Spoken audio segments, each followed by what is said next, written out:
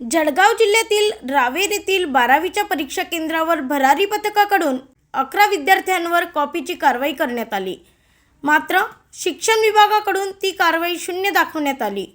12वीच्या जीवशास्त्र विषयाच्या परीक्षेदरम्यान रावेरमधील सरदार जी महाविद्यालयातील परीक्षा केंद्रावरील हा प्रकार समोर आला. भरारी पथकातील अधिकाऱ्यांनी 11 विद्यार्थ्यांवर कॉपीची कारवाई करून त्यासंबंधी प्रपत्र 3 केंद्र संचालकाकडे सादर केले, असे अधिकाऱ्यांनी सांगितले. मात्र केंद्र संचालकाकडून शिक्षण आयुक्ताकडे कारवाई निरंक दाखवण्यात आले.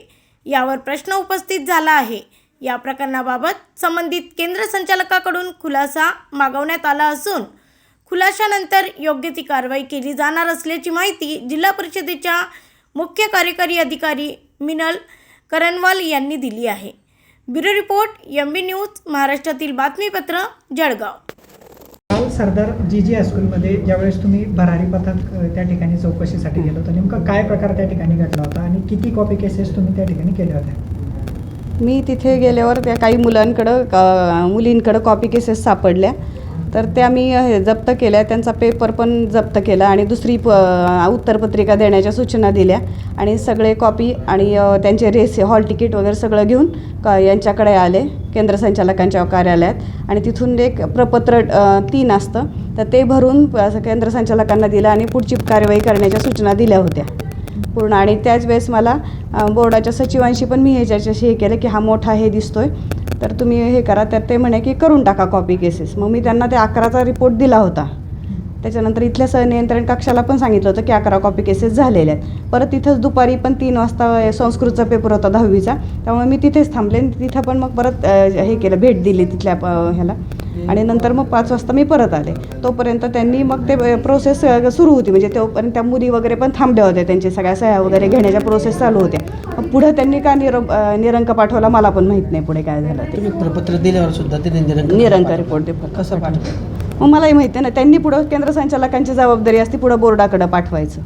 तर या संदर्भात तुमची आता पुढे नेमकी काय असं, ज्यांनी तुम्हाला रिपोर्टिंग केलं त्यांच्या कॉपी केसेस झाल्या आहेत, तुमच्या ज्या मुख्याध्यापक होत्या त्या ठिकाणचे, त्यांच्यावर काय कारवाई केली जाणार आहे? त्यांना काही नोटीस इश्यू केली जाणार आहे? हां, त्यांच्या बोर्डामार्फत आणि माध्यमिक शिक्षण अधिकाऱ्यांमार्फत त्यांच्यावर कार्यवाही होईल पुढची. मॅडम, हा जो रिपोर्ट हा किती कालावधीमध्ये द्यावा लागतो आणि त्यांनी किती कालावधीपर्यंत पोहोचवलं? हां, त्यांनी उद्या म्हणजे आज पेपर सगळे जातात ना, त्यासोबतच त्यांनी पोस्टाने हे पाठवावं लागतं केंद्र संचालकांनी. त्याची एक प्रत आपल्याकडं नाही, ती पूर्ण बोर्डाकडेच जातं. त्या मुलाची उत्तरपत्रिकाची कॉपीड पेपर असतो ना, मग ते चेक करतात की त्या कॉपीमधलं काही लिहिलं आहे की नाही. मग ते बोर्डाकडे जातं आणि बोर्ड त्याच्यावर पूर्ण डिसिजन घेतं. मग त्यांची सुनावणी होती, विद्यार्थ्यांना तिथं बोलवलं जातं बोर्डामध्ये आणि त्यांची सुनावणी होती. मॅडम, त्या केंद्र संचालकांचं असं म्हणणं आहे की ज्यावेळेस भरारी पथक आमच्या इथं आलं त्यावेळेस कॉपीचा कुठलाही प्रकार घडलेला नव्हता आणि तशी अभिप्राय पुस्तिकेत देखील नोंद भरारी पथक त्यांनी मला ती अभिप्राय पुस्तिका दिलीच नव्हती. त्यांना अशा त्यात कसं होतं, 11 झाल्यामुळे एका त्या भरारी